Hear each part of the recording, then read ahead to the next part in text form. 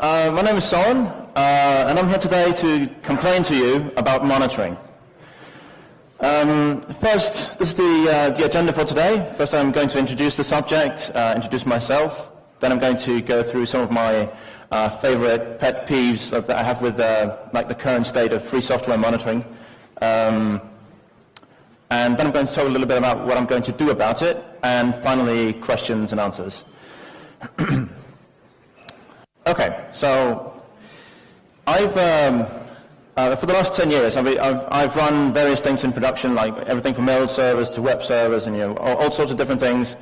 And being a lazy person, I don't really want to spend time looking at these things, looking after them, when I can have a computer look after my computers for me. So I've always been a fan of monitoring systems and having them do all the really tedious work for me. For me personally, that means that has typically meant that I use Nagios and Munin. So Nagios for status monitoring and alerting and sending text messages and whatnot, and then Munin to create graphs and stuff, so that I can use that for so I can look at that if I'm really bored. I realize that there are many other tools out there. I mean, there are way more than these. There are tons of free software solutions for monitoring different things. But because I'm used to Nagios and Munin, so I'm probably going to be mentioning those quite a bit. But as far as I know, all the problems that I'm going to explain today apply equally well to all of these. So when I say Nagios or Munin, I'm not particularly trying to pick on them because everything else sucks as well.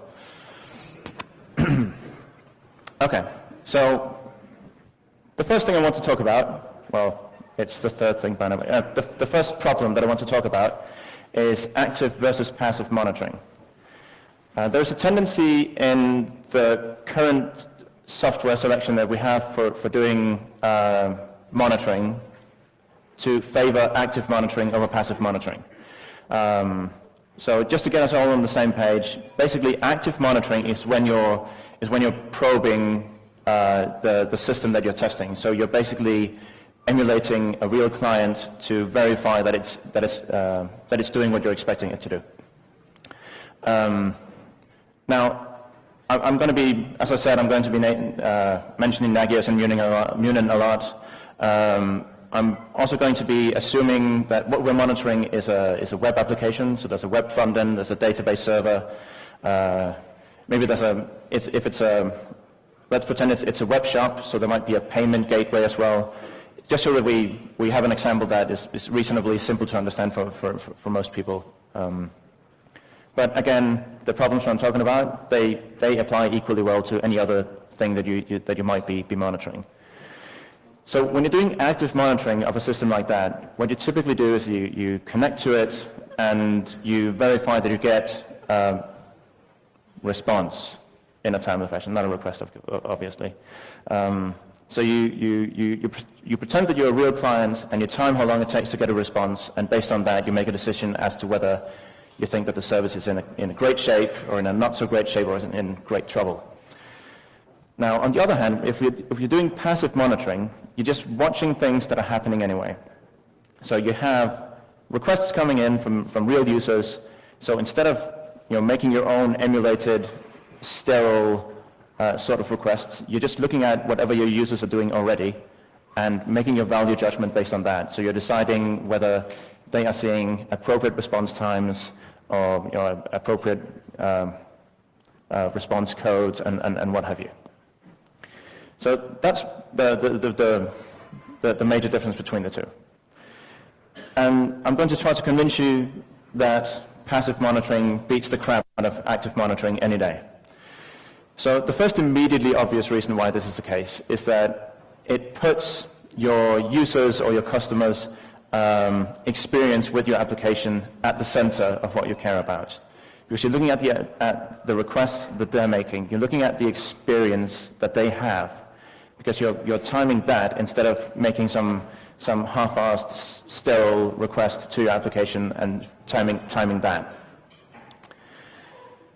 So you're acknowledging that there's a difference between what they might be seeing quantitatively compared to what you're seeing, because it is a different I mean, it is a much more complex system that they're exercising. They have their own bandwidth, limitations, and they're doing slightly different things as well. But there's also a massive qualitative difference between these things, because you're not actually making sure that things work. It's much like when you're doing, if you have unit tests for your software application, that doesn't guarantee that the whole really works. You're just making sure that the individual components, they're doing what they're supposed to, but that doesn't mean that, that the whole is in perfect working order. And anyone who has done this in the real world will know that just because your monitoring system can connect to your web server and fetch some stupid static page very quickly, and it can connect to your database server as well, that doesn't necessarily mean that your web application is in perfect working order.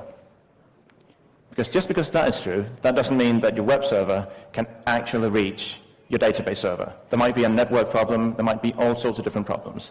If it can actually connect, it may not be able to authenticate. Maybe it's using different credentials, maybe it forgot its credentials. I mean, any number of things could go wrong.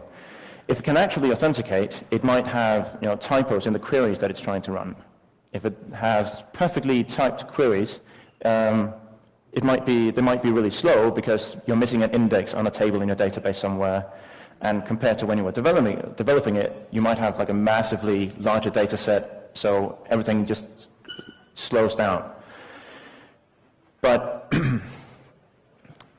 so the point is, this is extremely difficult to replicate with active monitoring. Even if you try to take care of all these things, maybe you're creating instead of fetching a static web page from your web server, from your monitoring system, you might have a much more complicated page that tries to exercise all these things. It might actually try to connect to the database, issue a set of queries that you know from your application that it might be running, and so on and so on. So you might be able to get it close, but inevitably there will be something that you're stubbing out. Simple as that. There's always going to be something you're stubbing out. Again, assuming that if this is a web shop, you might have your active monitoring system might go and click on different things to make sure that you can actually see the items that you're selling. But maybe you don't put anything in your shopping cart. If you do put it in your shopping cart, you might not go through the entire checkout process. If you do, you probably don't send it off to your payment gateway because that's going to cost you money. And if you do that, you either probably don't charge the full amount, because then it's going to cost you a whole lot of money, or maybe you're buying some kind of fake item that doesn't exist, and then that might work, but all the other ones might not. If you do make the credit card transaction and you do buy something real, you probably don't send a packaging slip to your shipping and handling people for them to pack it up and send it somewhere. And if you do, you probably don't have a machine built that will make sure that the postman eventually brings it to you and unpacks it and makes sure it's the right stuff in there. So inevitably, there's going to be some part of the process that you're trying to emulate that you're going to be stopping out or changing. So no matter how hard you try this, you're never going to be exercising the same things as your real users are going to be exercising when they're actually using your requests. Now, to add insult to injury, not only are your tests not as comprehensive as it would be if you looked at the real data, if this is just a moderately busy website, consider that last time I checked, the default time between a check in Nagios was 3 minutes. In those 3 minutes, again, if this is a moderately busy website, you will have had dozens, maybe even hundreds or thousands of requests. So you have tons of data that you're just throwing away. And this is good data. It's better than what you would have been getting with your active monitoring, but you're just throwing it away. And that is a damn shame.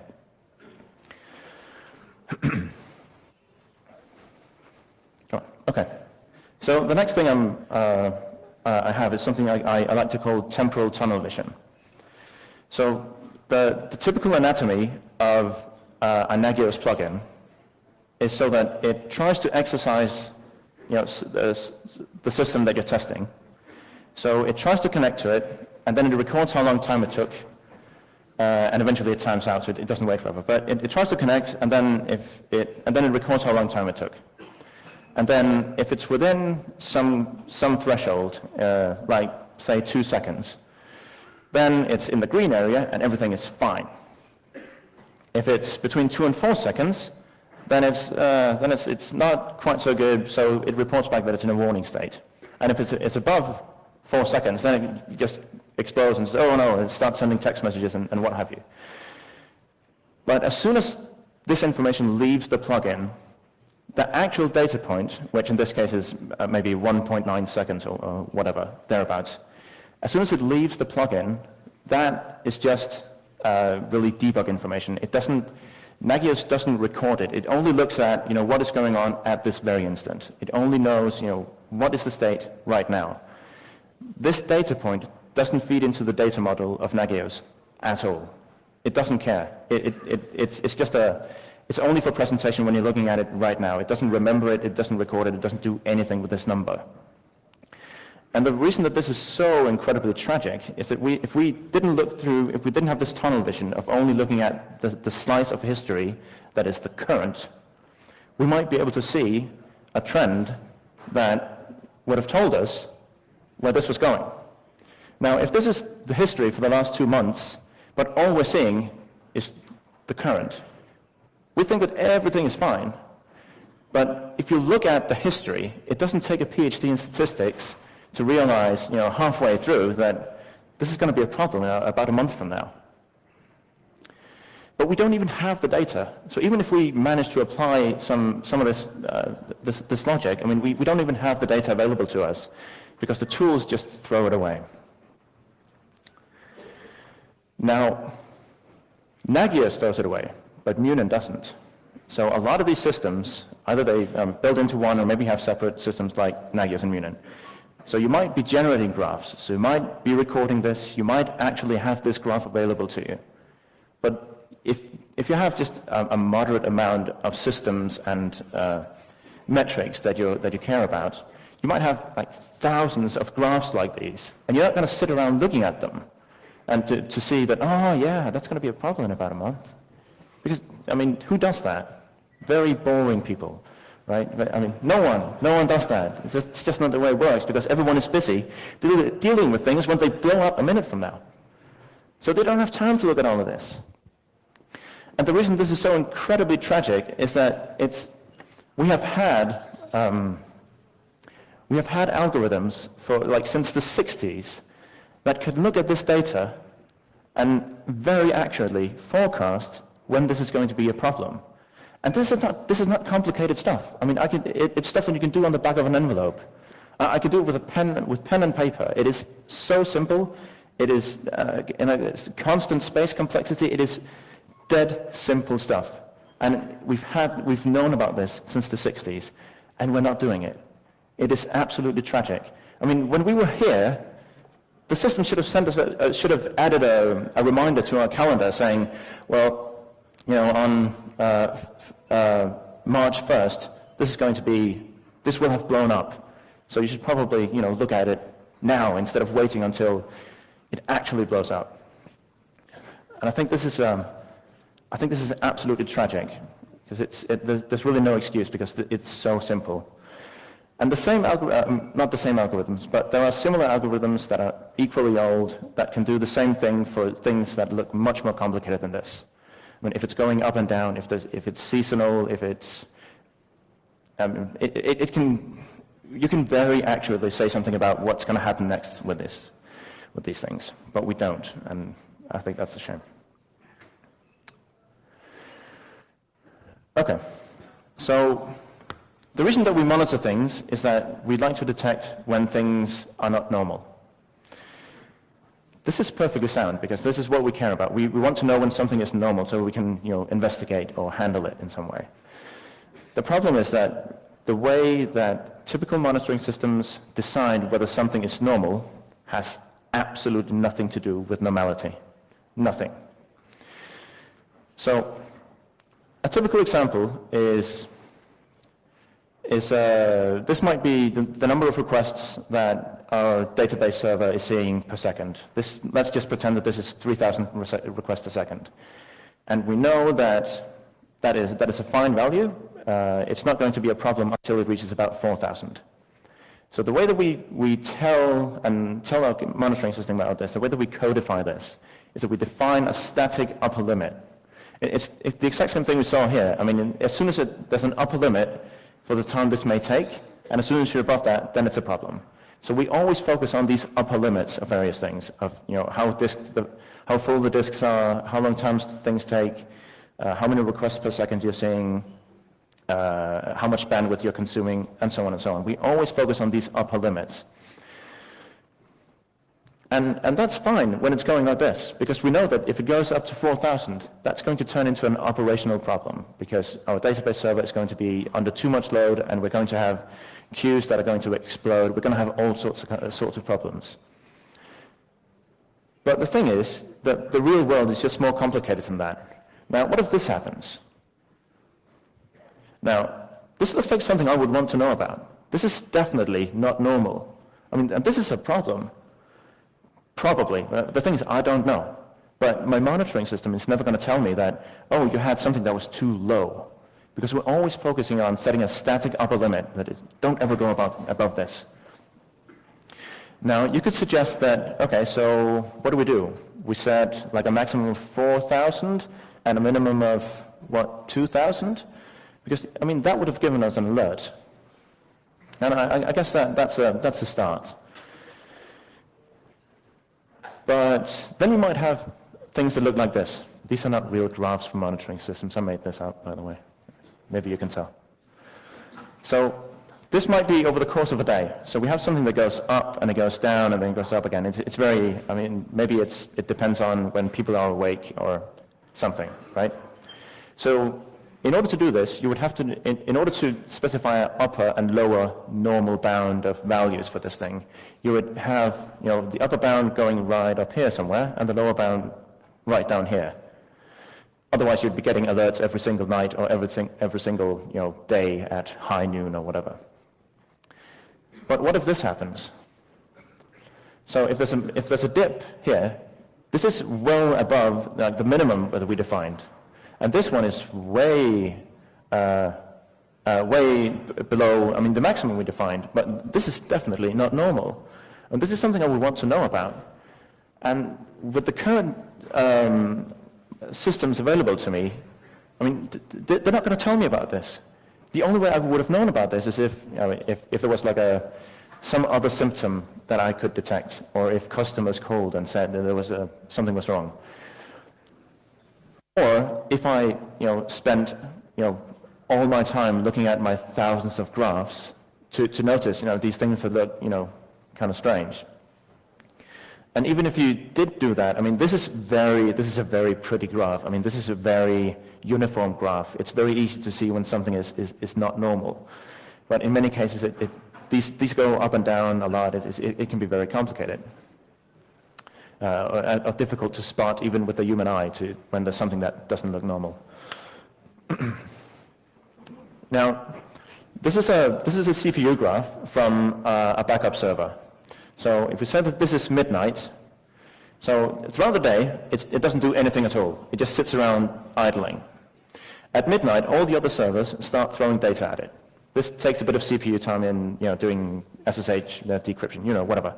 So this takes a bit of CPU time, and eventually they finish, and then from 2 a.m. to, I don't know, to 3:30 a.m., it starts compressing the data. And this is a massively CPU-intensive operation, and there's a lot of data, so this takes a long time. And during this time, the CPUs are pegged at 100%. So if you want to monitor that, it's very common to monitor CPU load of servers. So you say that, well, on average, on a 5-minute sliding window, you should never have more than 80% utilization, because that's going to, assuming that the assumption is that that's a problem, because if that goes on, then you're going to be in trouble. But on this server, this is completely expected, right? We expect it for several hours a day to be at the max. So we can't just monitor on the maximum value that over in a 5-minute sliding window, because we're going to be getting text messages every single night. And I don't know about you, but that doesn't sound very, very pleasant. So what we can do instead is that we could just say, well, between 2 and 4 a.m. we just completely disable monitoring on the server. But then what if one day this spike just doesn't show up? If the job fails to run? You'd never know, because you just disabled you just disabled notifications altogether. So you have no idea. Now, what can we do about this instead? Now, if we go back to this one, as I said, there are algorithms available to us that can tell us, based on the history of the service, what to expect from it in the future. What this basically means is that before we even collect a metric, we have a pretty good idea about what it's supposed to be. So before we receive another metric from the passive monitor, we know what it's supposed to be. And that means that when we get it, and it's very different from what we were expecting, we can know that this is not normal. We have detected an anomaly. And this works perfectly for all these things. So if you have something that's always pretty much level, and suddenly it drops, this is not normal. This is not what it used to do. And then you can raise an alert. In this case, you know from history, because you've looked at this service for like days, weeks, months, years, whatever. You know that it always goes up and down, except the one day where it doesn't. It does something wildly different. And you will know, because when you come to this point, the monitoring system has an expectation that it keeps going up, because that's what it did yesterday, and the day before, and last week, and last year. But it didn't, and then it can send you an alert. And we have the exact same thing here. Not only will it detect if it's completely absent, or if it takes too long, or if there's another extra spike at some point at some time of the day.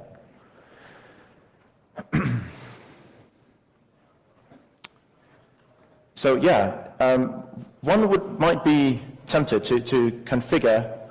So the way you would do this is that you would configure the monitoring system to have like different expectations for different times of day. So that could absolutely explode the configuration file if you had to specify, for each particular metric, this is what to expect for this time of day, or this is what to expect for this time of day, and this is what to expect for this time of day. So it would absolutely explode. But what you would be doing, what you would be using to feed into this would be the graphs that you've already generated. So you'd be taking data from your monitoring system and feed it back into your monitoring system's configuration file. That is the workings of an insane person. So of course what you do instead is that you use, the forecasts that your system is able to give you already, and then trigger when that is abnormal.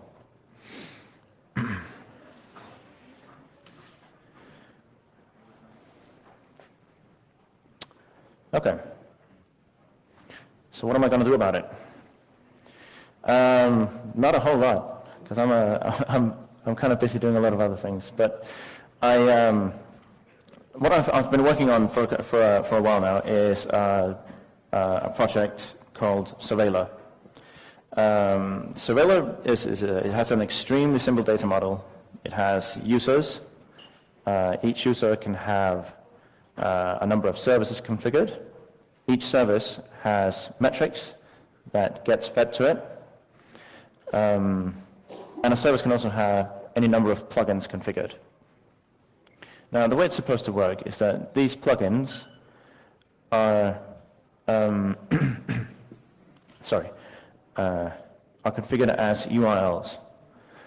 So the way it works is that you have some agents that might be doing active monitoring if you must, but typically, hopefully, they'll be doing passive monitoring. So they collect some data from somewhere and they send it to Surveiller. and they get a response back saying, all right, I'll take care of it. What Surveiller does is it adds some extra information to the data points that it got from you. It adds the timestamp, a service ID, a use ID, and various things. And then it adds some saved state. And it sends it to all the different plugins that you've configured. So this is a completely JSON-based interface. You don't have to have all these plugins running on your server. They can run on your own server, or someone else's server, or whatever. It doesn't really matter. So it basically sends this JSON object to a plugin through this URL, or at this URL. And then it gets back a response. This response can include some saved state. So many of these algorithms that I mentioned that can do this stuff, that can do this prediction stuff, I mean, they work in constant space. So they don't really need to store anything on the server that's running the plugin. They just need like a tiny, 5 values is all they need to store to remember where were we going and where we headed. So what they can do is, I need to point over here, don't I? Right. So when they've looked at this data, they've analyzed it, they've come up with they've decided whether is it good or is it bad, and then they include some state that they send back to Surveiller. Now the next time that Surveiller receives a data point from this particular service, it includes it in the request that it sends to the plugin. So this means that you can have like these algorithms, these forecasting algorithms. I mean, they shouldn't take more than, I can't imagine that it'd be more than 10 lines of PHP or Python or whatever. It's really simple stuff. And you don't even have to worry about saving the state because Surveiller will do that for you. Now, when it responds, it can say, yep, that looked perfectly fine. That was exactly what I expected. Everything's good. Or it can say that an anomaly was detected. It can include different kinds of information and whatever. And if it sends back, if it tells Surveiller back that this was anomalous, something that this is not what I expected, then Surveiller can send you a text message, and you can act upon that, and you can do various things. So you can have plugins. I mean, this is all there is to Surveiller right now. It doesn't do anything other than this. But it's very simple to add a plugin that feeds this data into RRD tool to create graphs. It's very simple to make one of these forecasting algorithms. It's very simple to really add more simple plugins to this. So the idea is that this will, I mean, you can run this on your own servers and whatever, or you can use an instance of it that I'm going to set up when I get around to it. And then anyone who wants to write plugins for it, they can just publish the URLs for it, and you can configure those for your services, and the world will be a better place, pretty much.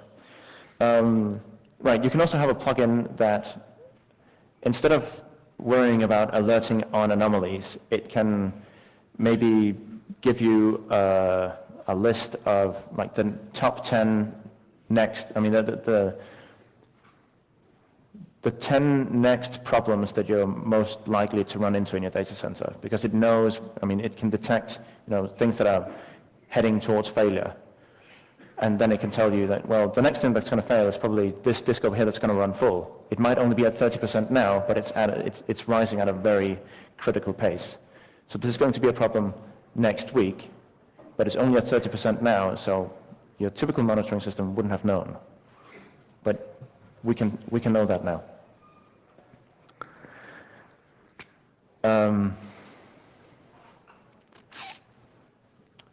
Right. So Surveiller lives in a number of different places. The primary place is on Launchpad. This is confusing to look at. I didn't realize that. So it lives on Launchpad. That's where you can report bugs and whatever. There's a mirror on GitHub. There's a homepage for it. There's all sorts of different things. And it would be great if people would help me write it, make it awesome, or just write plugins for it, or do any, just help me work on it, because we're going to make the world a better place.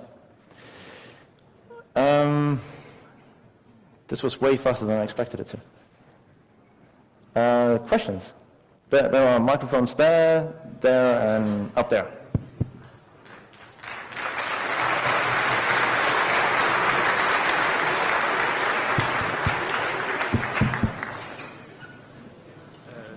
How would you detect the difference between the evolution of a normality and an abnormality? For instance, I'm having a web shop in Belgium, and the customers are shopping mostly between 8 a.m. and 10 p.m. Then I'm opening a shop in Australia or something, and all of a sudden there are a lot more data requests coming in at other times. How would you make the difference between the evolution or the change in normality and an abnormality? Okay, so the question is, how would I tell the difference between a change in normality, so to speak? So if you're used to having your user base mostly in one part of the world, and with the corresponding peak in load and dips or valleys in load, and then if you suddenly have a user group in a very different part of the world, that graph is going to look very different. The data is going to look very different. And yes, the first time that happens, as soon as that happens the first time, you would, where are you? Oh, there you are. The first time it happens, you're going to get an alert. And then when you acknowledge that this is going on, this is what I have received the alert, then, I mean, this doesn't work right now, but the way it could work is that you could tell the system that normality has changed. You can either change it into just a completely don't send any alerts right now, just look at what's happening now and learn from that, or maybe you can favor. I mean, these algorithms, depending on how stable the trends and the patterns are, you can tell it to which extent you want to favor very fresh data or very old data. And if you know that things are changing very quickly right now, you could tell it to give more preference to current data because it's to kind of catch up with the change in normality. But it's a good question. Yeah, thanks. Hi, I missed the first part of the talk, for which I apologize. I was at the key signing. But at any rate, if I missed this, apologies. Have you given consideration to doing this stuff at very, very large scale, tens of thousands, hundreds of thousands of nodes, and the implications of using TCP and JSON instead of something that's field proven like SNMP? Not a whole lot, no. I haven't really, I intentionally didn't try to optimize those sorts of things yet because I don't really know where it's going to fall apart. I've chosen a data store for it that I believe will scale well. I'm using Rearc for it right now, which uses a distributed hash table to kind of do its distribution, which I trust to be able to handle even very, very, very big volumes of data. But in terms of the configuration, communication between the different components, no, I haven't really, I haven't thought about changing that into any degree. Thank you. Sure.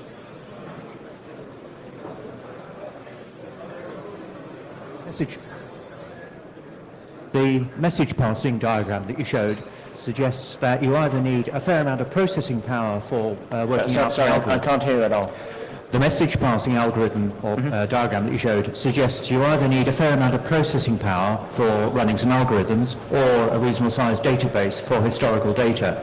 Does that rely or reside on the system on the right-hand side, the remote central server, or on the agents on the left-hand side? Where do you see that information storage and processing being located? The way I'm imagining it right now is that Surveiller, I mean the central component, will keep a record of everything. And then if one of these plugins need historical data to do something, it can query for it. And then depending on when you configure it, you should be able to tell it that basically that the plugin I have that needs the most historical data only needs like last year. And then you can start discarding data that is older than 1 year. And that keeps it sort of under control. Hopefully, at least. So from the earlier question that that you had from up here, I would respond 99.9% of us aren't Google and Facebook.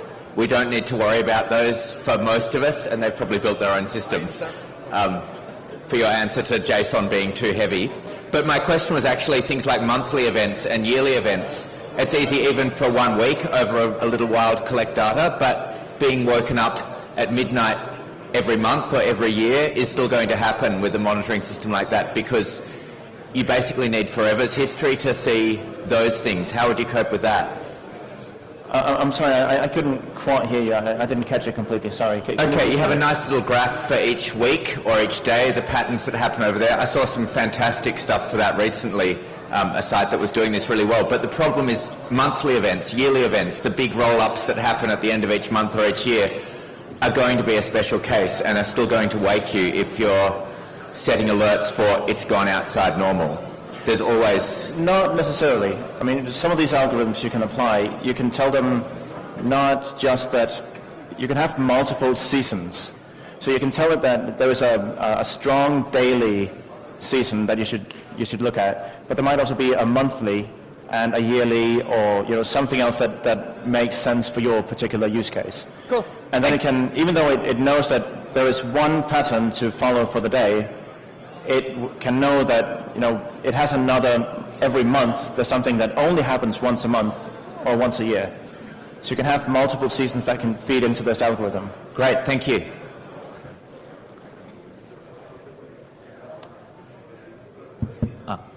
Are you involved in the Monitoring Sucks hackathon? Sorry? Are you involved in the Monitoring Sucks hackathon? No, I'm not. I have to go home, unfortunately. I didn't hear about it until after I booked, and so no, I'm afraid not. Hi. I understand the idea of the surveiller, but I also understand it's still in development, it's not finished, and it has a plugin architecture. So if I would use it today, what kind of anomaly detection does it have out of the box, or do I need to first write my own anomaly detection plugins to get it working? It doesn't actually, I haven't actually written any plugins yet, because I've been busy trying to get, the stuff that you just saw, get that finished. But as I said, I mean, some of these, some of the easier ones, the easier algorithms, I mean, it is literally 10 lines of code, and I have that code written already. I just haven't turned it into a plugin for this. Yeah, because I understand, because you said it's very easy, like 10 lines of code, but probably not for everyone very easy to write such a thing. So, right, and usually to get started, you need to have some examples. Absolutely. So that's definitely the idea, that the system will ship with, a number of different plugins that will do, all the things that I've already mentioned. And this is not far off. I just probably next week. I mean, it's simple stuff. I just haven't gotten around to it yet, and it will be included and available and all this stuff. And I'll probably also be writing, kind of skeleton plugins in PHP and in Python and whatever. So if someone wants to write plugins, it's really easy to just take that code and start adding simple stuff. So if I would say check it out next week and download the example plugin, what kind of anomaly would it be able to detect? Well, the first plugin that I'm going to add is one that will be very good at detecting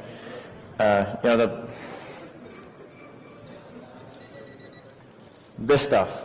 So stuff that doesn't actually have any seasonality to it, but only has like a trend that isn't affected by with the time of day or so on and so on. A linear trend. Not necessarily. It doesn't have to be linear. It doesn't actually have to be linear. It will very quickly notice if it's going exponential or something. So that is no more than a week away. It is very simple. The other stuff I need to, for the next one that actually can do seasonality, I have to add a way for it to extract data from Surveiller again. so that it can work with that.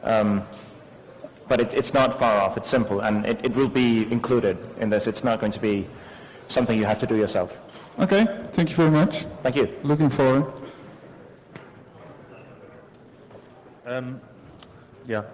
I would be very happy to write some of these anomaly detections for myself, and I can of course contribute them. But you're mentioning, okay, these are very simple things, and these exist from the 60s.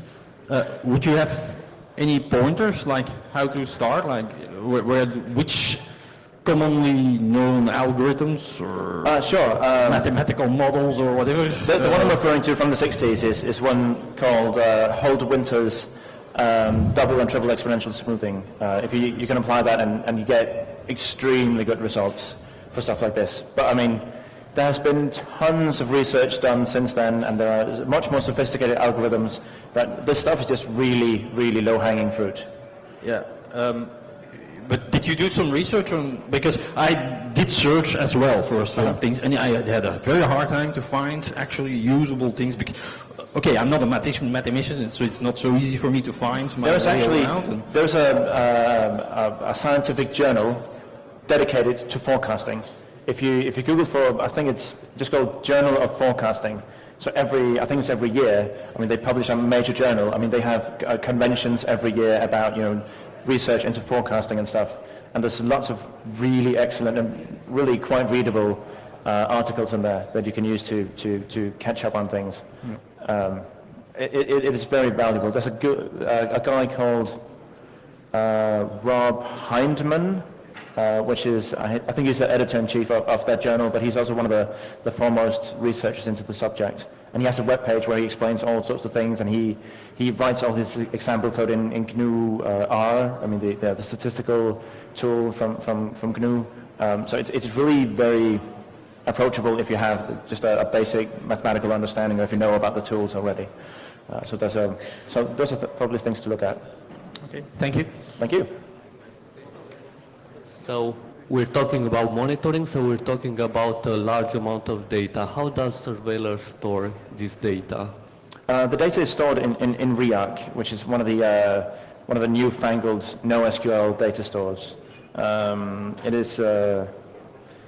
I mostly chose it because I very much like the data model in it. It scales extremely well horizontally, and I don't really need a lot of fancy things from the data store. I just need a way to be able to store data and pull it out again really quickly. Anything else is just fluff. And for those sorts of things, REAG is absolutely perfect because it doesn't, the operational model of it just makes it so incredibly trustworthy. Because I don't want to get up at night to fix my monitoring service. Can you please repeat this name of NoSQL? It's REAG, R-I-A-K, REAG. Okay, thanks. Sure. So, working? Yeah. So in a couple of cases, I might have, thank you. Vodis, they're great. Many gigabytes of old logs that I could extract a whole load of running data from how long queries took and that kind of thing. Does your plugin model allow me to go back through those and historically pick out when a particular prediction model would have predicted an issue, so I can go and compare that to my maintenance logs and things, so that I can tell, would this have been a bad thing to have run? Would this have woke me up every midnight? When would this have woke me up historically? I don't think. Sorry, I don't think something's beeping. What's going on? Oh, it's me. I'm leaning on something. Sorry. Hope it doesn't blow up. Sorry, I didn't completely catch the question. So it's about when I'm doing. So if I've got a lot of historical data, logs I can process into the kind of events you're looking at, how long the request took or something. Does your model for your new tool allow me to pump that and find out when it would have alerted me? Not right now. Conceptually though, does that break your model or not? Well, it's a good question. I mean, the current model only really, you're just feeding it raw values. Depending on the type, depending on the source, you might want to you might want to do some pre-processing in the agent that you have that's collecting the data to kind of make it, turn it into something that is more of a,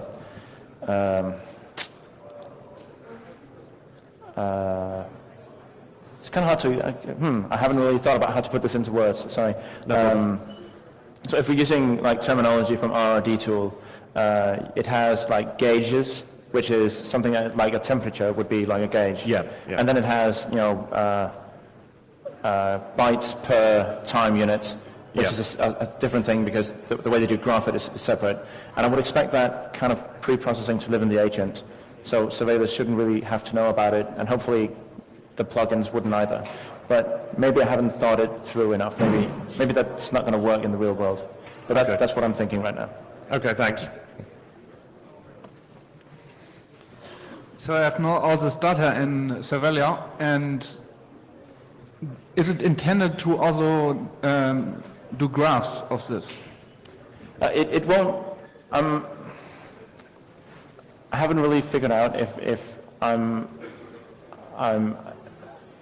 tried to do graphs directly in Cervelia, but because of REARC, because I'm storing every data point as a single key in REARC, generating a graph that spans a year, if you have metrics per minute, I mean, that is a lot of individual data points that have to be pulled out, and it takes incredible amounts of time. And I would have to completely change that data model to make that work. And I haven't really figured out with myself if I decided not to do graphs in Cervelia because I keep insisting on wanting to use REARC, or if I actually think that the best thing to do is to put it into a plugin. So there could be a plugin that just takes the data and feeds it into RRD tool and then has that generate data graphs, because RRD tool is really good at it. But I don't know. I mean, using REARC is not set in stone. It's just what I tend to prefer right now. But it's making it very difficult to do graphs directly in Cervelia because of the time it takes to get individual data points out. Have you thought about the problem with REARC that it doesn't have data center or rack awareness? It doesn't have what? Data center or rack awareness. That, for example, if you have 3 data centers, one node in each data center, there are multiple nodes in each data center, and one data center completely goes down. Right. It may happen that you can't read or write your data anymore, depending on how you formulate your writes. I know that REARC, there's an enterprise version of REARC that is supposedly really good at that. So if you have multiple sites, it will actually, the distribution model is apparently sensible. But I'm not, I haven't really, I mean, I don't know of any other system that does that really well. So if I would have to attack that problem myself, I would have to basically build, some kind of distribution system or reliability model on top of it, and that is just, I mean, that's too soon. Yeah. Okay. Thank you. Sure.